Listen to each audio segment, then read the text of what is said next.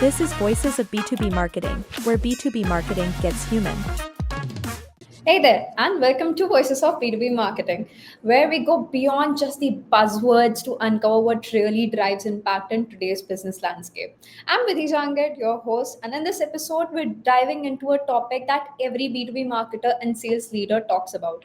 And let's say very few truly get right: marketing and sales alignment. It's one of those phrases we hear everywhere, but what does it actually take to build real alignment beyond those dashboards and KPIs? Let's be real, there's a lot more beyond that. How do you break down those silos, create shared accountability, and foster human connection? There's so much between teams, and that often feels like, just worlds apart. So, to unpack this, we have someone who's been living and breathing this challenge, let's be real, across national, regional, and global markets. Our guest today is Santiago, a seasoned marketing leader whose career spans over a decade across ANZ, APJ, and global roles, including his time at Suze. He's worked on both agency and in-house sites, from creative and digital agency to multi-channel network, where he partnered with broadcasters as well. Now, Santiago is helping shape the future of AI and emerging technologies across Asia Pacific region. That's huge. What makes his perspective unique is now he blends marketing strategy with sales accountability, always with ROI and focus. We all need that, while never losing the sight of connection and trust. Beyond work, he's also a creative at heart, channeling his energy into painting, fashion, and storytelling while serving his community as a board member for Top Gem. Santiago, we're so excited to have you here today. Thank you. I'm super excited to be here. A little bit nervous, but let's see how we go. Thank you for having me. Don't worry, I won't go that hard on you. I'll try my best. So, okay, you've worked across ANZ, APJ, and global teams. In your view, like, how does marketing and sales alignment differ at, let's say, a national versus regional versus global level? Look, that's a really good question, and it really gets to the heart of what makes marketing so dynamic. The fundamental goal of aligning marketing and sales remains the same at every level, which is really to drive revenue. But how do I change that significantly? Really kind of differs.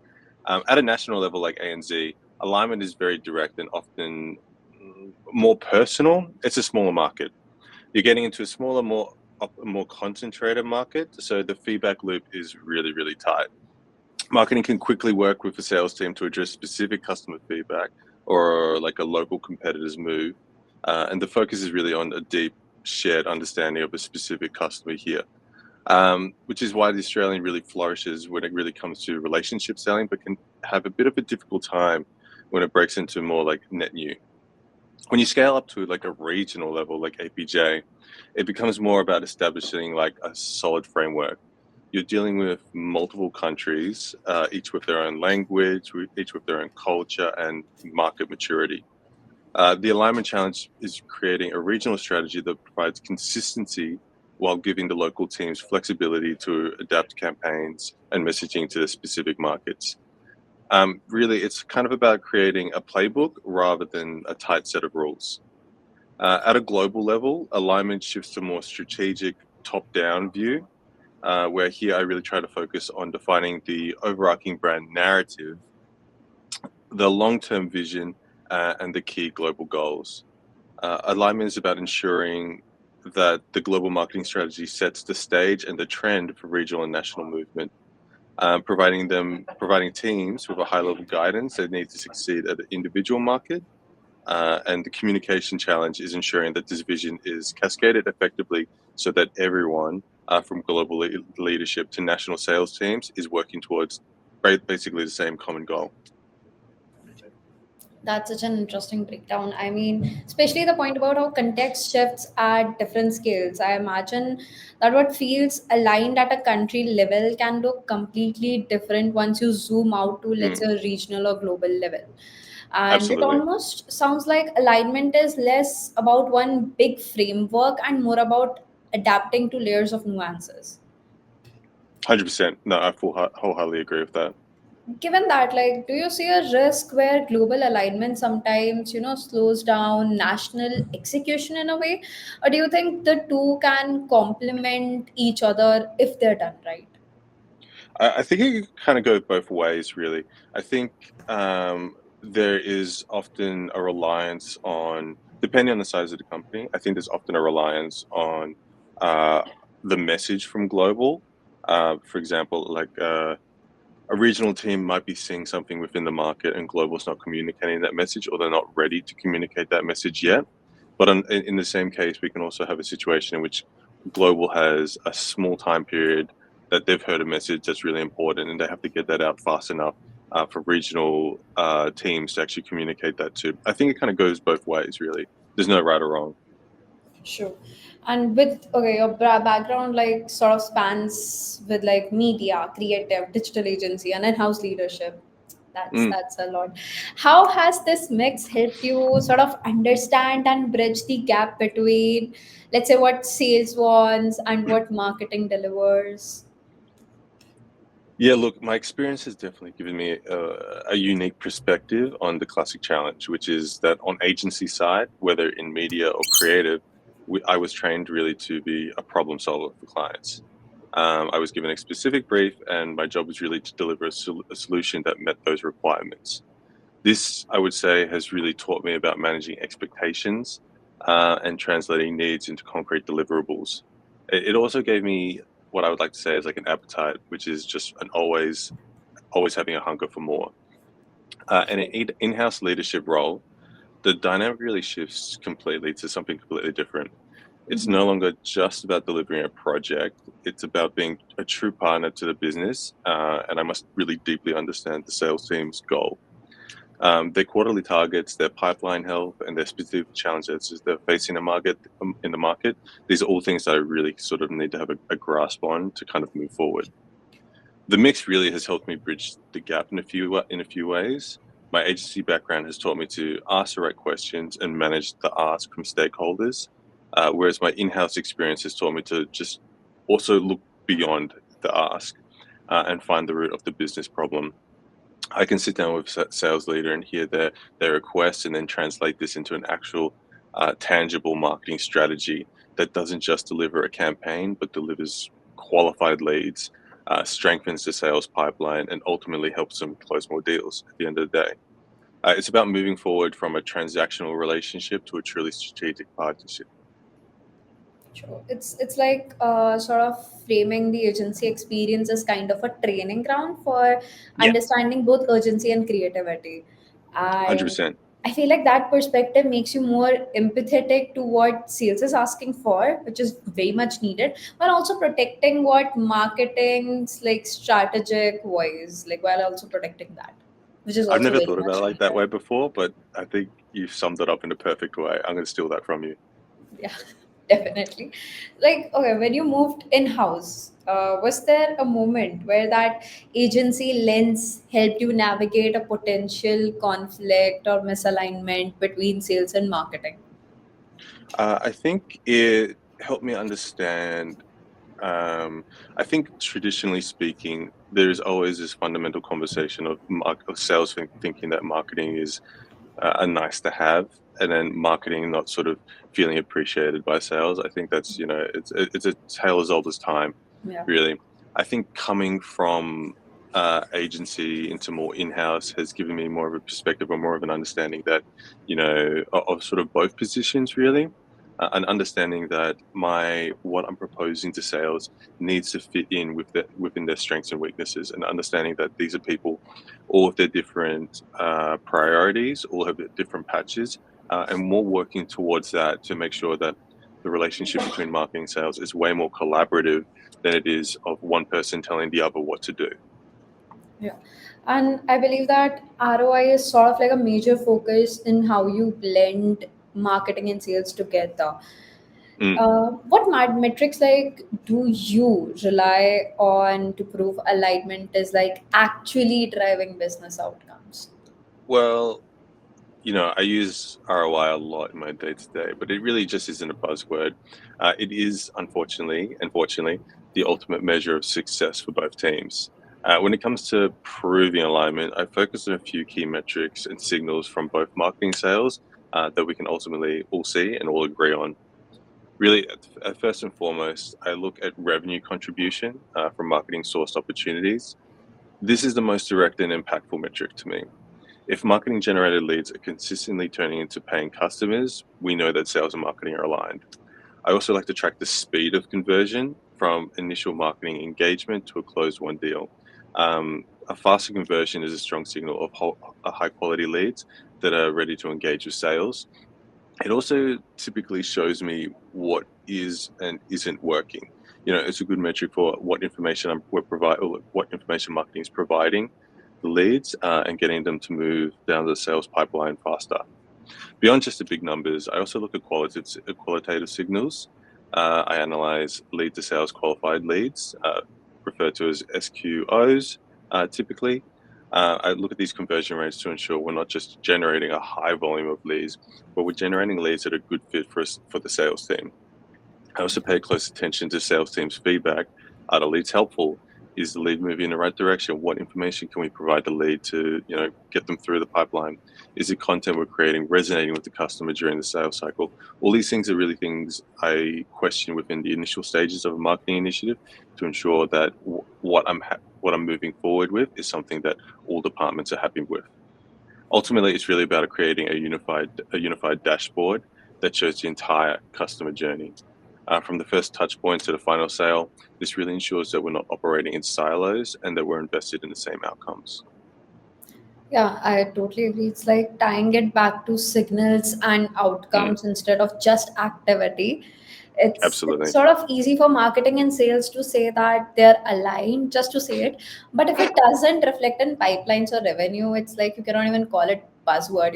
They're just words at that point. Absolutely. Absolutely. When you think about ROI in this whole context, do you find like leading indicators like, let's say, engagement or intent signals just as valuable as lagging ones like closed revenues? Look, I think intent signals are probably first and foremost always in the front of my mind nowadays. Um, I think marketing is in a really cool position now where we're closer aligned to sales more than ever. You're close to the money without actually having to physically have the stress of closing deals.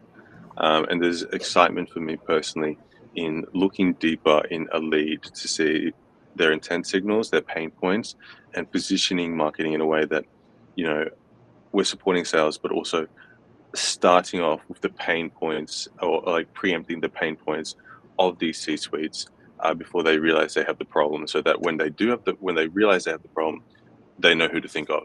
And that's something that I always keep in the forefront of my mind. True. It's like just hearing these terms, closed revenue, ROI, sales. The one thing that comes to my mind is like this industry is full of dashboards and handoffs. Let's be honest. There's just dashboards and handoffs everywhere. It's like, how do you personally bring a sense of human connection, which I personally feel lacks a lot in a lot of places, into the alignment between sales and marketing teams? I mean, it's one of the most important parts of my job. Oh yeah. While dashboards are essential for tracking, they really can't replace human connection. Yeah. I really believe in creating opportunities for teams to connect outside formal meetings. This can be as simple as a bi-weekly stand-up where we talk about what's working, what's not working, rather than just simply reviewing numbers. But I also make the point of attending sales teams meetings and having sales leaders present at our marketing meetings as well. It's really about building empathy so that each team can understand the other's day-to-day challenges and wins. Basically, what I was saying before, understanding that everyone has their own lives, and that playing to people's strengths and weaknesses. I also really believe in celebrating shared victories. When a marketing campaign contributes to a major win, we make sure to celebrate the success together. Um, this reinforces the idea that we're a single team working towards a common goal, and not just two separate departments doing handoffs. It moves the conversation from what did you do for us to what did we actually accomplish together. True. I mean, dashboards and processes can only go so far. It feels like Mm, True alignment comes down to whether people trust each other enough to actually get off their laptop and meet the person who's sitting two chairs down and actually talk to them instead of just Absolutely. passing their task through a system, which I feel like happens a lot nowadays. Like when you look back at your, let's say, agency side experience working directly with clients, like that this happens a lot. So is there like any lessons you've carried into your in-house roles to make like marketing sales collaboration more seamless in a way? I think my agency experience taught me to treat my internal partners or my stakeholders as a client.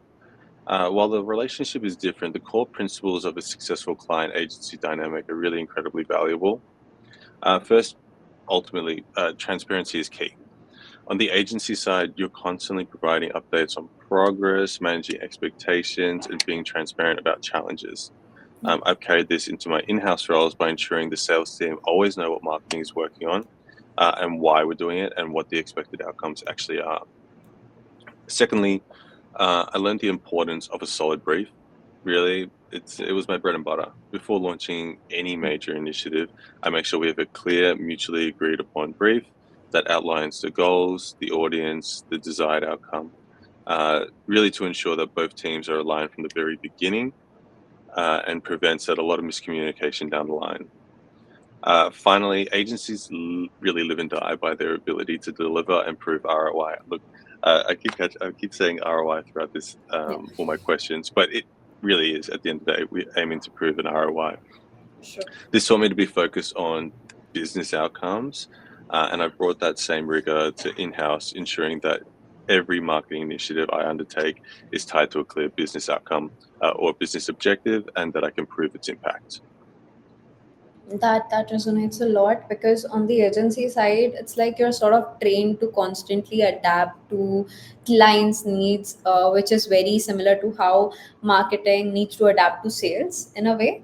Mm, Like that adaptability feels more like a muscle that makes like collaboration overall smoother. Otherwise there's just in office fights, non-stop fights, like two absolutely. different teams completely. Looking back, like, is there a specific client or project or experience from your agency days that still influences how you approach marketing sales alignment today?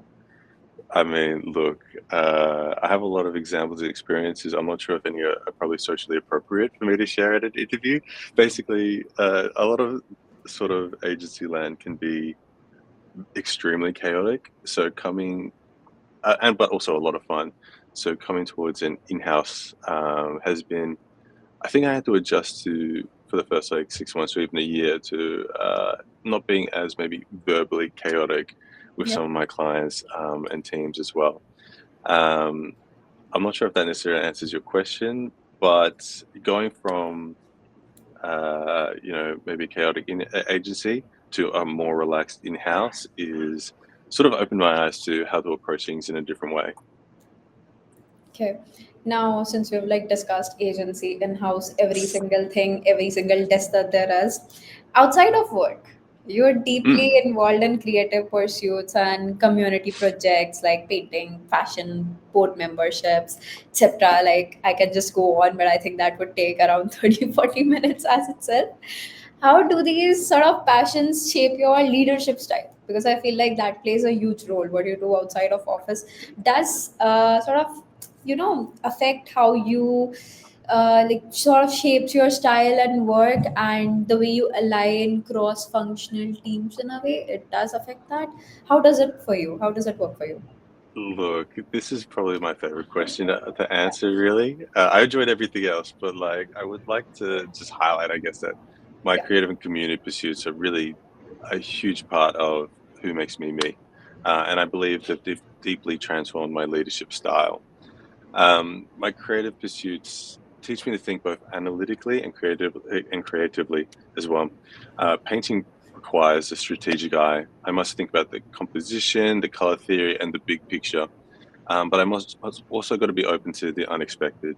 Basically finding beauty in the imperfections. And in a professional context, this helped me think about how to paint out an entire customer's journey and see how all the colors of a campaign fit together. It also fosters a sense of creative problem solving and an appreciation for diverse ideas within the team. Um, I find sort of my taste in creative pursuits is wide and varies. So I typically bring that sort of like open-mindedness to my day-to-day at work, accepting all things and finding the truth within everything. My community involvement on the board memberships have given me basically a crash course in consensus building and collaboration. In these roles, you really have to bring together people with different backgrounds and opinions and align them to a common mission. This has taught me to listen more than I talk, which was hard for me to do, and to find a common ground and lead with a sense of purpose. Really, in conclusion, and ultimately, these passions have taught me that corporate life is also a creative pursuit. I'm fortunate in which I have a great work-life balance, and work also fosters my creative pursuits. It's about playing with data and strategy while also building strong human connections and fostering a creative and collaborative culture. The creativity is really in building a team that's not just efficient but also inspired. And I guess this funnels into a brand story direction and customer interactions as well. True. I find that really fascinating. I mean, it's not very common nowadays that, I mean, work-life balance is not a very common term in everybody's lives, let's be honest. I'm But very thankful for it. yeah, and but it shows that alignment is not just about numbers and strategies, like something that you just learn out of a book and just implement. Leadership is Mm. definitely not that. Like also about creativity and empathy that you sort of learn. It's like you bring in perspectives from all these different activities, like even painting, fashion. You can bring perspectives from that, and it makes you like a more well-rounded leader overall. Thank I you. I hope so. I hope it I does. I definitely believe that we B2B marketers definitely need to get off our chairs before like it's too late. Yeah. I mean, before our chairs start hating us, we're just stuck in meeting boardrooms doing absolutely nothing. I Like, wholeheartedly agree. yeah, I mean, apart from like open-mindedness, like, do you find your creative pursuits, like, do they give you an edge when you're trying to solve like really complex alignment challenges within team, like almost like a different lens to reframe the problem? I think I would say they do. I wouldn't have a specific example, but I think, with all honesty, when I first started getting into corporate life, some of the creative aspects fell down the wayside for me. The first few years of a career when you're adjusting to a new work, a new job, new career path, just fresh out of uni, a lot of sort of those more personal, creative pursuits sort of disappeared. And you know, as you get older, you realize that those things are sort of necessary in order for you to think sort of more abstractly about your day to days at work too. And sometimes I find that my best work ideas actually come when I'm doing these creative pursuits as well, because it's really just a time for me to have some personal me time to express myself. And in those moments, it's a nice time to evaluate and find inspiration in my life, and work's a component of that as well. I definitely will be implementing some of these ideas that you have given us today. I'll be stealing them for sure. Preview Um, for you. Enjoy. Coming down to the one little question that we have for you, like Mm, on the spot. So, excited. one thing that everybody is familiar with, that just everybody has tried once in their life is fill in the blanks. That is why we keep it Oh, very simple, and we have like a little fill in the blank sentence that you just have to say whatever comes to your mind, like the first thing that comes to your mind. We want like absolutely on top of your head, whatever that is. okay. Let's see. Let's see. Let's see. Okay, so it is at the end of the day, alignment between sales and marketing comes down to dash. Oh, okay. And I'm pursuing sales and marketing. Comes to, I'm gonna have to say ROI. I'm sorry. I saw that coming, to be very honest. Yeah, I know. I was gonna say it was the first thing. I'm sorry about that. Definitely. I mean, one thing that we have taken away from this podcast is that ROI is definitely not a buzzword. And if anybody is thinking like that, they are missing out. I mean, Absolutely. I never thought that ROI was a buzzword because it just has too much weight on it for it to be a buzzword, to be honest. Yeah. Like, You need all your plans, all your projects are sort of based on ROI. That's the first question that marketers would be asking, sales would be bringing up. That's the first question there. First question and also last question we're asking Exactly. at every initiative. Exactly. It starts with this and it ends with that as well. That was such an insightful and a very fun conversation with you, Santiago. I think we've covered a lot of ground.